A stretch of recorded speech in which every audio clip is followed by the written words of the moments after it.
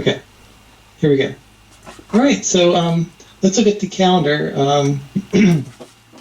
We've been extreme overbought condition in the stock market for quite a while. You can see some technicians made a big deal about. We've been following this 20-day moving average for like a long time, and we broke through it on Thursday. We had a outside reversal day. That means we were up like 2%, and then we went down in the middle of the day. And that was pretty much a one-to-one correlation to a guy from the Fed hinting there will be no rate cuts this year.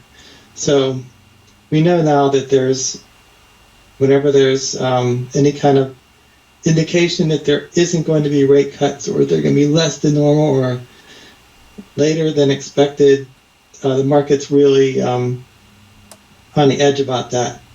So, but we recovered this morning from that.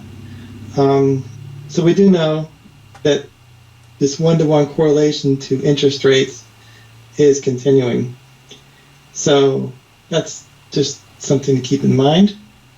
So right now we're overbought, and still we're going down in the stochastics. So if we look at our stochastics, you can see with that Thursday drop, we went halfway from overbought to halfway between overbought and oversold. And we basically went out of the channel for a little bit. We have this super nice channel since November. This is the most overbought probably in the history of the stock market. We've been up 27% since this November low. And that's on the ranks of one of the best runs in stock market history. So this is like something you don't see every day. And so today, after this rally we had, we're probably right about here. So okay, so the interesting thing is that it's holding this 20-day moving average, which is a good sign of short-term momentum. But the news on today's front page is not so great. It is, hold on. There it is. Job growth zoomed in March. So we have a little formula. Payrolls jump. We have good economy. That means the economy is doing really good. The good thing is we're not going to have a recession. The bad thing is the Fed will keep interest rates higher for longer with stronger workforce. This will be a bad news story for the stock market, with jobs being really good, and the 10-year Treasury yield jumps. That's bad. Why is the stock market up today? I don't know. So you can see the U.S. Treasury is up a lot today, the 10-year. And it's been in this uptrend. You can see lower highs, higher lows. So the next stop is going to be most likely higher. So that's not good for the stock market, but for some reason the stock market's rallying today. That's usually a negative in the stock market. Okay. So let's look at, I'm pulling up something here. Hold on. Okay, let's look at the front page of Yahoo Finance, one of the best places for news. Okay, stocks surge as job market continues to impress. So, on the good side, companies are going to be doing good. The bad side is the Fed's going to try to slow the good economy down somehow. Right, and see, what else can we see from this? Okay, we don't see any.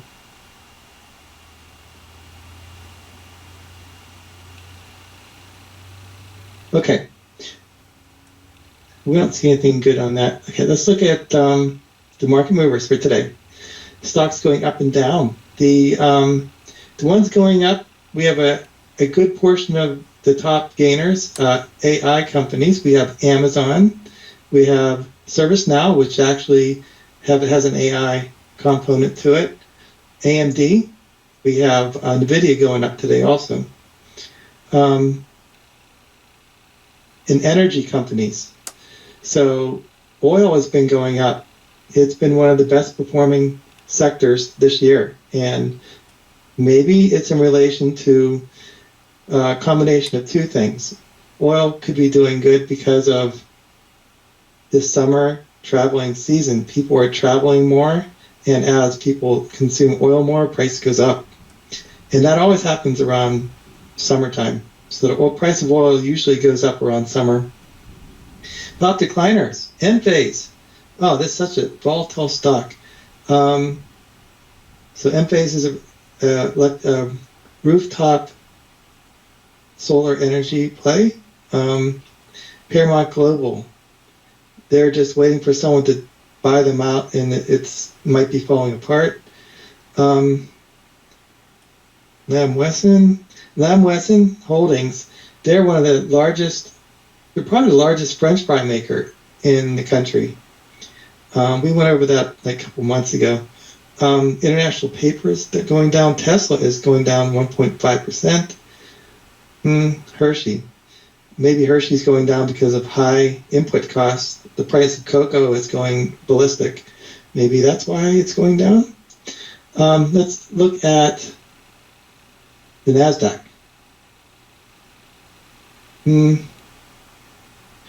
These are all data center AI companies and chip companies around that type of thing. So we have AI data center, we have MongoDB. These are all cloud kind of companies. Datadog, DoorDash, let me see. And one's doing the worst, Intel. Intel declared earlier this week a $7 billion loss on their foundry business. So it's going to take a while to move the really large shift of Intel to profitability. They're changing their business model to be a chip manufacturer and American-based chip manufacturer instead of outsourcing. Tesla's going down. Let me see. Okay, I don't see any good groupings there.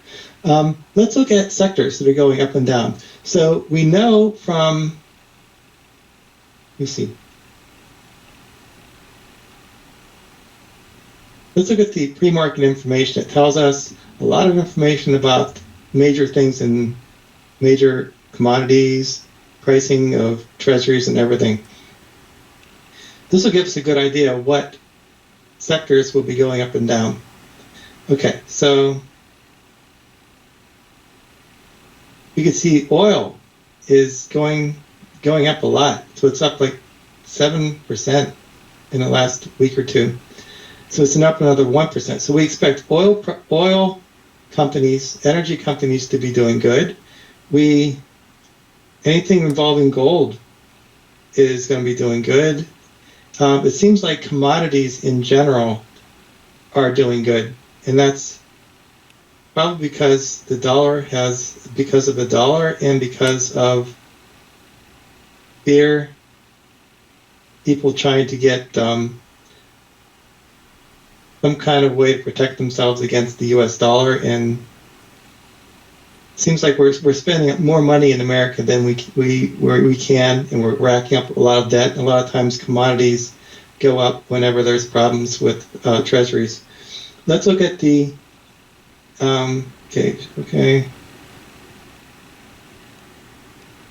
currencies. U.S. dollar doesn't tell us anything.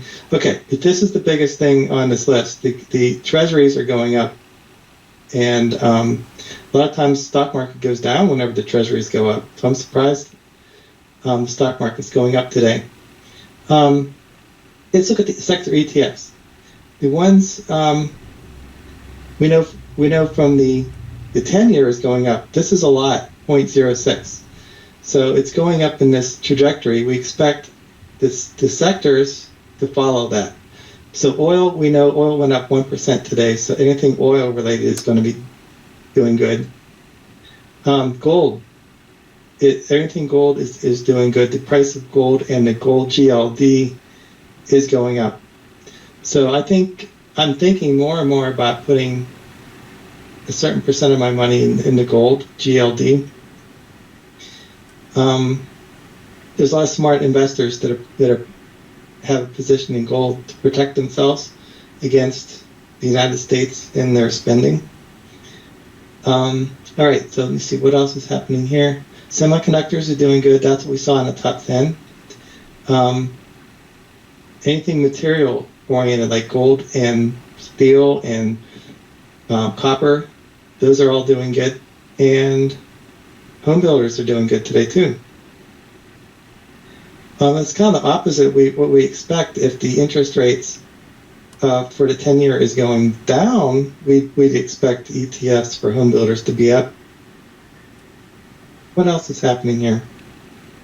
Okay, the one doing the worst is telecom, and these have been doing the best so far this year. The ones that did the worst last year.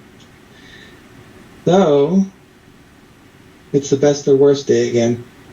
So today we have what did good last year doing good today, and the ones did worst last year are doing worse today. All right, that's a good exercise.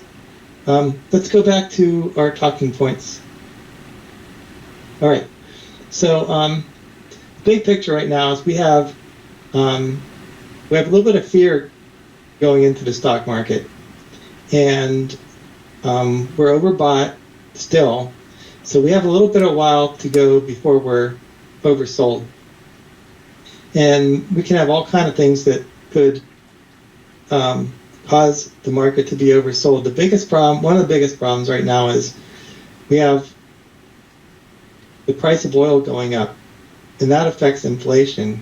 And if we have inflation and it's steady and it's going up unexpectedly, the stock market's going to go down.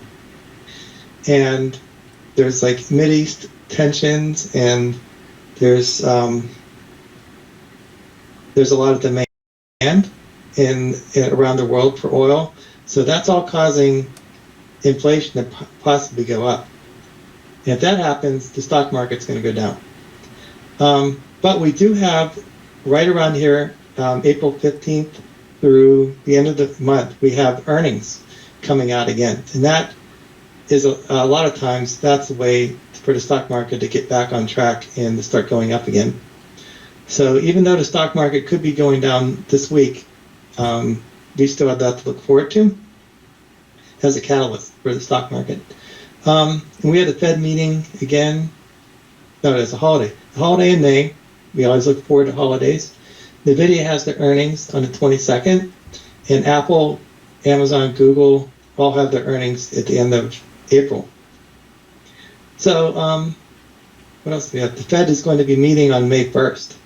So that's going to have a big effect on the stock market when they say when they're going to be starting their cutting. Okay, that's a good picture of our overall calendar. SP has been down 1.5%, not including today's rally. So it's like flat for the week. We're starting to lose some momentum. Last week we had 83% of both the S&P above the 50-day and 200-day moving average. Now it went down to 63%. And we're starting to have some market participants a little bit, fear is kind of gripping the market just a little bit. And we started, the fear greed index went down. We have a lot of people looking for protection a little bit. So, and we have the treasuries going up 4% and 1%. So those are all indications the stock market, it's not good for the stock market. So the other things, we're not sure about when they're going to cut the interest rates, if they are or not. A lot of the companies we're following are dependent on interest rates. They're fully funded. They have cash on the balance where they don't have to borrow money. So a lot of this interest rate doesn't really have a lot of effect on the companies we're watching. And the reversion to the mean is starting to play out in a big way. Energy is actually one of the last year's underperformers, is this year's best performer. And these other sectors are doing really good too.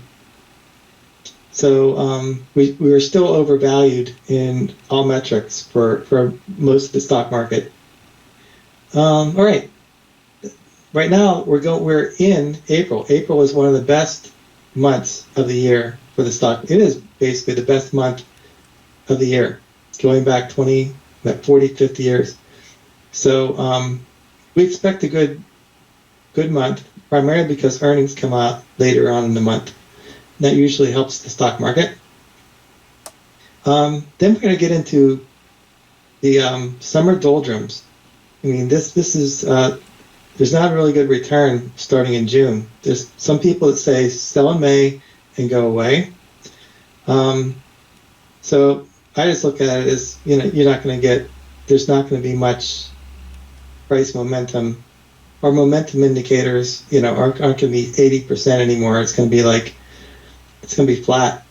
There's going to be, that usually happens in the summertime. Okay, let's look at our S&P chart again. We noticed that we went out of this little channel that we had here, but today we went back up into that channel. So let's see if that holds, and we go up here next.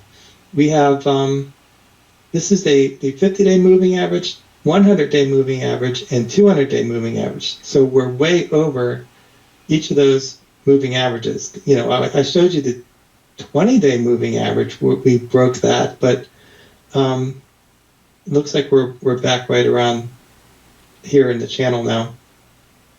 Okay, so we're actually starting to go down in our stochastics.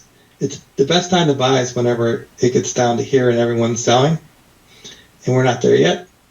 Okay, we still have an inverse correlation. This is you can see as the stock market, which is purple here, goes down, as the treasury goes up, the stock market goes down. So we have that same correlation with the 2-year and 10-year. All right, so price of oil is going up, and that's going to possibly cause persistent inflation or higher inflation, and that's probably why that's one of the big reasons why the stock market is kind of a little bit afraid right now. What else? Gold is going up as possibly a hedge against global turmoil, and whenever the U.S. dollar is volatile, maybe gold is a way to have consistent hold of value over time. We were in neutral earlier this week whenever the stock market was selling off. So we went from extreme greed to neutral in like a week. So I guess the theory here is that people are just following the S&P 500. Whenever the S&P goes down, people get fearful. Whenever the S&P goes up, people are greedy. Like a 1-to-1 correlation. But right now, people are starting to get fearful, and fear is kind of gripping into the market. All right, and this is AI sentiment is people are less bullish this week than last week. Whenever people are 47% bearish, that is the time that's a contrary indicator you want to buy. All right, and the US dollar is kind of still sideways. And the VIX is actually going up. So it was 13, it was down to 12 for the longest time. Now it's kind of breaking out just a little bit. We haven't had this since November when we had that correction. We had like a 10 or 20% correction in November.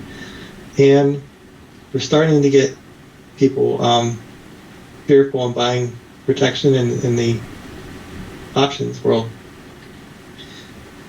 And okay, so if we're looking at our emotional sentiment, right now we're returning to normal to fear.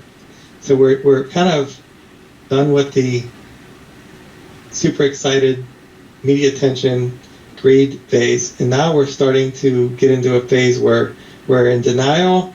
No, we're not going to go down, we're going to go up, and now we're going to be fearful and possibly going into a capitulation. I don't know, we'll see. But we do have earnings that could protect us from going down to this despair moment. If we do have good earnings, that's going to make all the good stocks go up. Okay, so we do, for the things that could cause a crash, higher gas prices, and that could cause inflation, and higher inflation could definitely cause a correction. And we can go back to a PE of 15, like a 30% correction in the stock market if inflation persists. So inflation is like super important to watch. The other thing is, what happened this week is one of the Fed members on Thursday said, a guy from Minnesota who's a voting member said we might not have any interest rate cut this year. So that could, that could cause the stock market to go down to like a PE of 17. That's 30% lower than we're at now.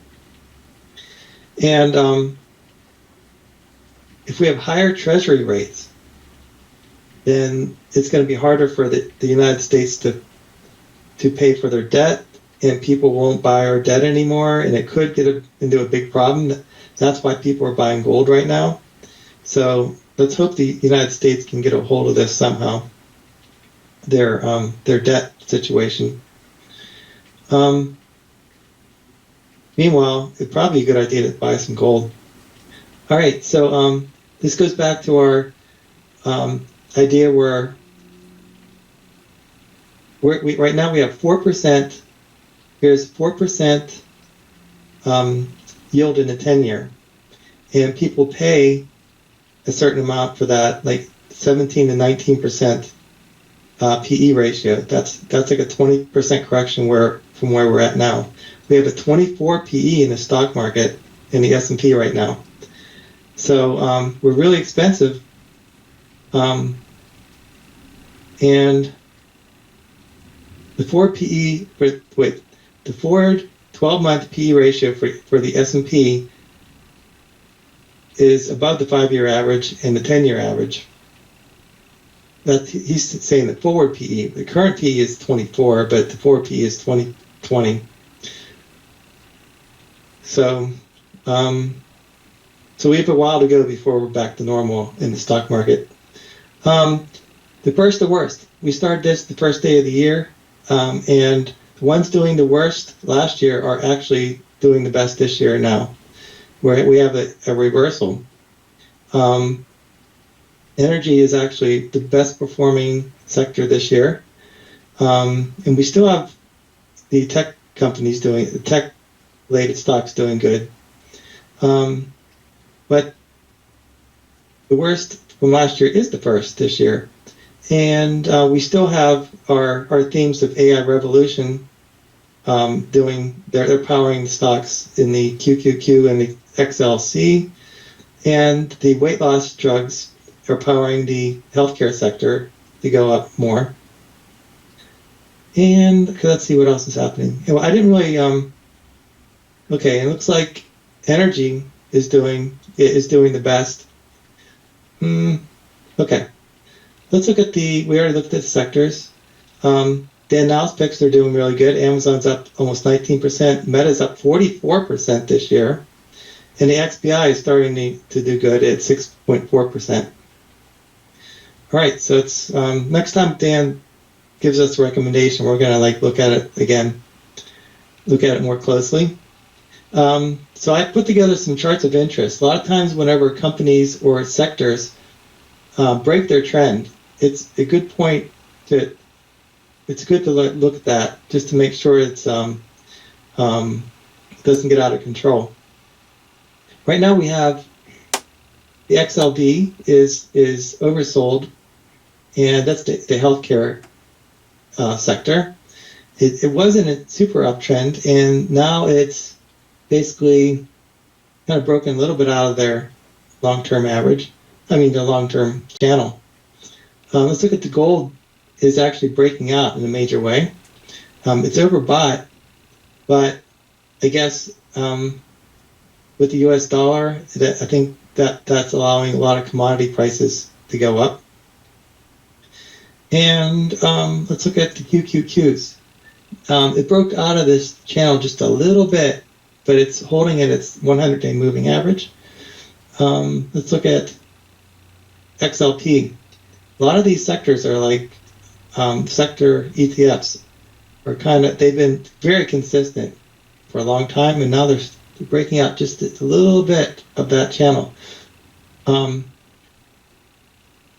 Apple continues to stay within this channel here. It was oversold to the max, and it's at the bottom of that channel right now. Visa, it was one of the best performers this year, and it's just started to break out of its channel. It's oversold now. And Costco, it was also in an uptrend, and it had a unfavorable news story there, and it went down to out of its channel, and it's oversold right now. NVIDIA continues to stay in its short-term uptrend. So, and it's oversold right now, but it's at the bottom of its channel. AbbVie had a bad piece of news this week. I'll go over it later about their forward projections. So a lot of times even though you meet your earnings currently, if you have bad earnings estimates going forward that are provided by the company, that really tanks the stock. So let me see. So we have two different patterns here. We have this long-term pattern. This has been going back for two or so years. This right here, and then we just this year broke out into this uptrend. But maybe we're going into a this pattern right now. We don't know. All right. So this is the article on AbbVie. They say they're slipping after revising guidance to reflect earnings impact. I thought it'd be interesting to go over their earnings projections. They have a big stock, a stock called Humira that was most of their earnings, and it's going off patent now. So they're replacing it with other drugs. So that's making their earnings a little unpredictable and changing. So it shows that they're earning something around 9% earnings growth over time. The forward PE is 14. So they're 1.86 times overvalued. So it's getting to be a little bit overvalued, and on top of that, they have a lot of debt. So there's a lot of red flags for this company. They have a return on equity that's good, and they have a profit margin that's decent. And they have a 3.44% dividend, which is a good total return of around 11%. And they're a big company too. So I'm going to continue to follow these earnings estimates just to make sure that they're still on track for this 10% total return of 11%. All right, so for now, I'm holding that stock as one of my dividend parts of my portfolio.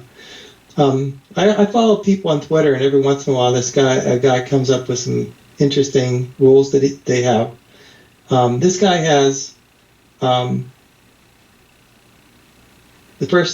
first rule he has: the stock market goes up in the long run.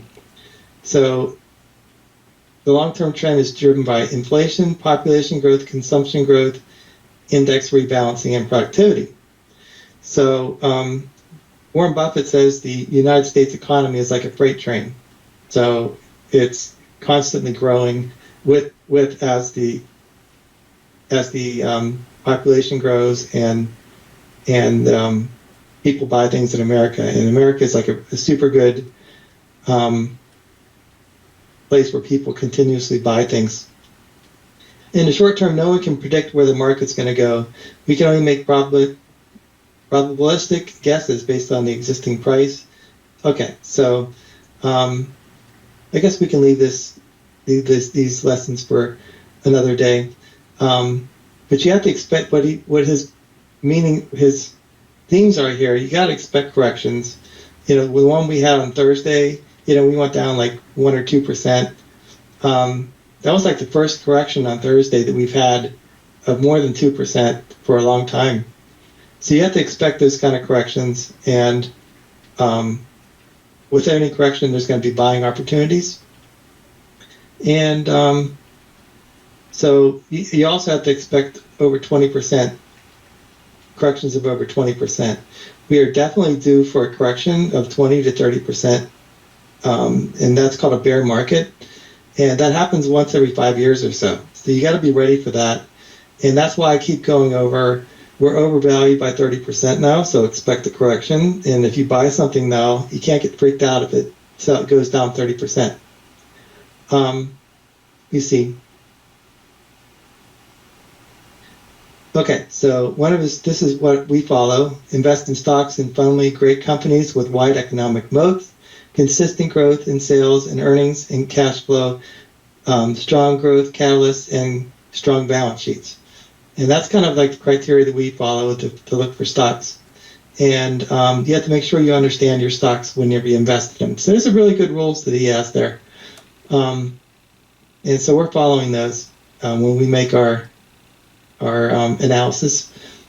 The S&P 5, this is another confirmation from this Charlie Bellio. He's really smart. The S&P 500's PE ratio has moved up to 24.4, which is 32% above the median PE since 1988, which is 18.5. So if we correct 32%, then we pretty much go back to the average over the past, 30, 40 years. So don't be surprised if the stock market goes down to an 18.5 PE. Already mentioned this. All right, so there's a lot of new people. I thought it'd be interesting to go over simple ways that you can plan your financial future. I have a compound growth calculator I use for a lot of my calculations, and this is a simple way to put in, the amount that you have, the amount you're willing to contribute to what you're investing every year, and the amount that you're expecting to grow your money at. And if you put your numbers in, like you start with 100,000, you contribute 3,000 a year, and you grow at 5%, you're going to have like 108,000 in the next year. And so I've used this since the year 2007 for my investing, just to map it out. How much am I going to have in 20 years? So if you grow at 5% at $100,000, this spreadsheet, which I'll send to you after this, will calculate how much you're going to have in, let's say, 10 years. You're going to have 200,000 if you follow that game plan. And if you grow, you can change this. Oh, I can't do that. Wait. Enable editing. Okay, now I can enable. Okay, so if we grow at 20%, then we'll meet our $200,000 goal in a couple years, 4 years, instead of 10 years. And it isn't until you map this out and you get your growth rate that you need to achieve your goal by a certain date, then you go to our investment spreadsheet, which kind of individually maps out how much each stock is growing. So we take for AbbVie, the one we just looked at, it's basically not growing that much. It's only growing at 7% average, let's say, over time. But it yields like 3-point-something%. And if you put in how many shares you're willing to buy, 2 shares it'll say the total value is 360. These are the columns that we actually pay attention to and that we're using in our calculations, the green columns. And it basically tells you how much that's going to be worth years down the line over here. And we calculate for all your investments how much they're going to be worth. You know, if you calculate that past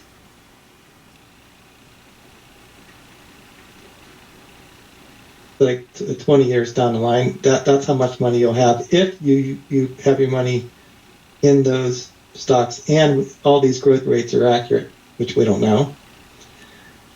All right. So anyway, I thought it'd be interesting to review that because we haven't done that in a long time. But I've used this growth calculator, and it turned out to be within 5% accurate to where I'm at right now, and it helped me a lot whenever I was planning things in 2008. Okay, so I have an article here. This is a Morningstar article, yielding almost 5%. This undervalued dividend stock is a buy. So whenever Morningstar, they keep track of fair values for stocks, and it's always great to know what a company like that thinks about a stock. They have a 4-star rating on the stock, and it's actually the company Dow, D-O-W. It's not the Dow Industrial Average. It is the company that does chemical producers. So they're one of the largest chemical producers in the world. It makes a lot of plastic products. Over half its customer base is in the plastic, packaging, and polyurethane industries. So, and recycled plastic is one of their catalysts as feedstock for its manufacturing operations. So it's kind of a boring company, but their theme is they're growing their profits by being a little bit more efficient over time.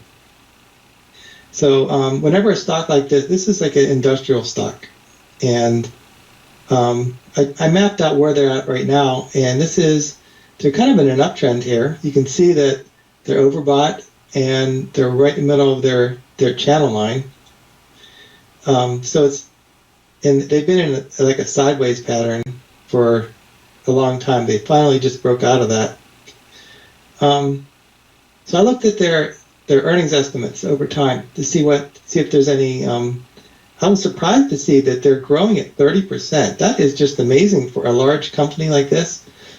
They're growing 30%, last year to this year to next year, and then they're going back down at 15% growth.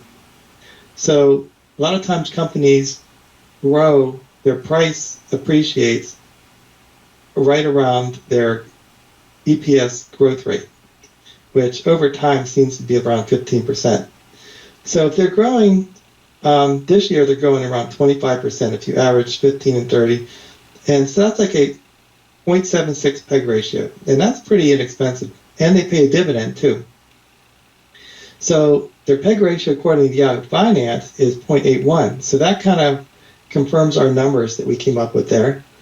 And what happened? Okay, and the market cap is 42 billion. The profit margin isn't that great. It's only 1.32. So they don't make a whole lot. And their return on equity is subpar. It's not that great either. So I was really excited until now. This profit margin they have very low margins. That means they don't make, they have wafer thin amount that they make for every product that they sell. So this kind of wasn't that interesting to me. I would rather see above like 13 in return on equity and profit margin. So this is a good little excursion, but I wouldn't be interested in this. I know Jim Cramer likes this stock, and he talks about it on his show all the time, and he says his charity invests in this. But I don't think they have a good profitability for me to be invested in that.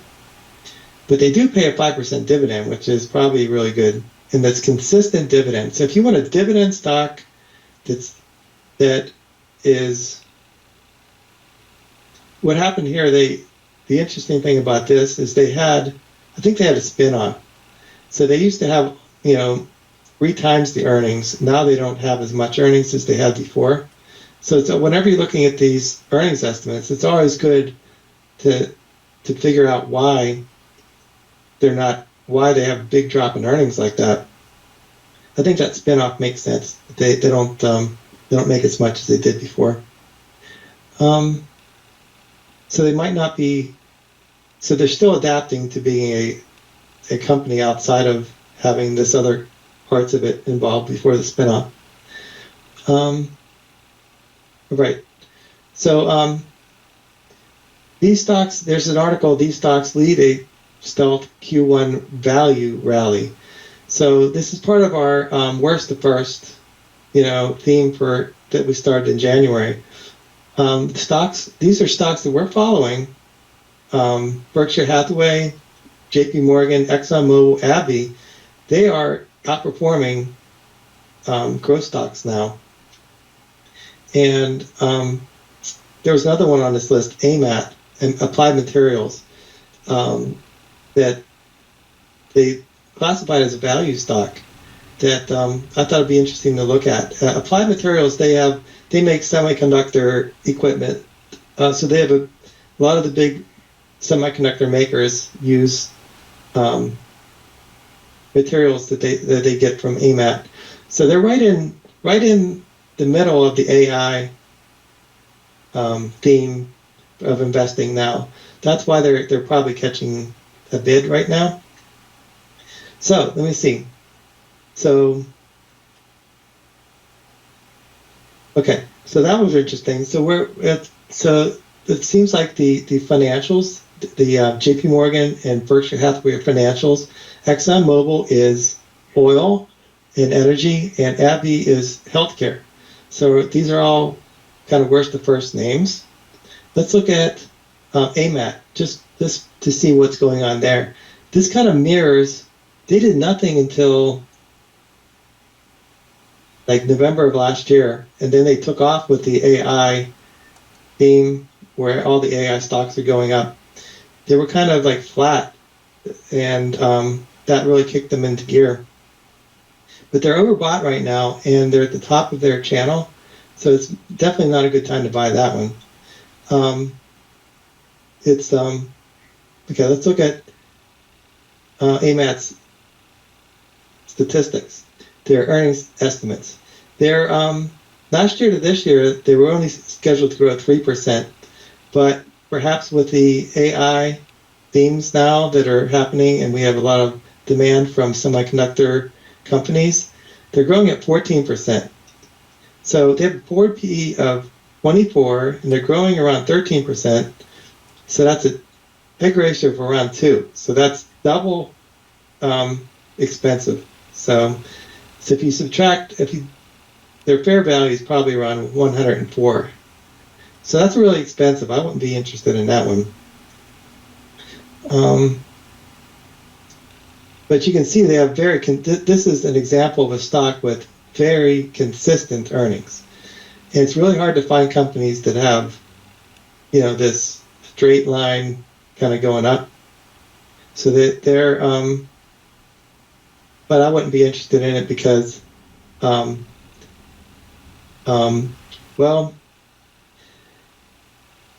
this industry of semiconductors is a boom and bust. So NVIDIA, for instance, has all these orders now, but maybe next quarter they'll have everyone who would have bought all their chips, and then they won't order for 2 or 3 orders. So it's a boom and bust industry. It's been really good for the past couple of years, but it has its ups and its downs, and it's pretty consistent if you go back further than this. So I don't know, for something that's this expensive, I'll wait for it to go down to 100 before I would be interested in that one. You can see that they have good profit margin and they have good return on equity. That's really good. We like 13 as the minimum for both of those. And their forward PE is a little bit expensive right now. So when it gets to forward PE of 12, that will make sense to buy it. All right, so let me see. All right, so I wanted to, I do this like once a month. It's pretty useful to review this. The best time to buy stock, if you're following this, we do this for every stock we're following, is to buy it whenever it reaches the bottom of its channel, and to sell it or don't buy it when it reaches the top. And you want to coordinate that with when the stochastics are down and people are selling. And you try to match it up with a fear and greed indicator of being fearful. And whenever the stock is down at the bottom of its channel and oversold, that's the time to buy it.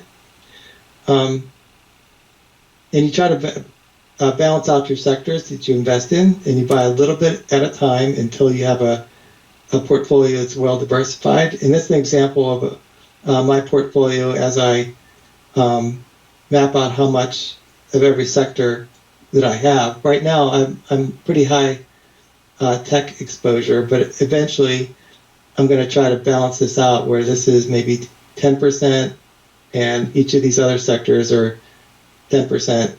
So I'm evenly diversified.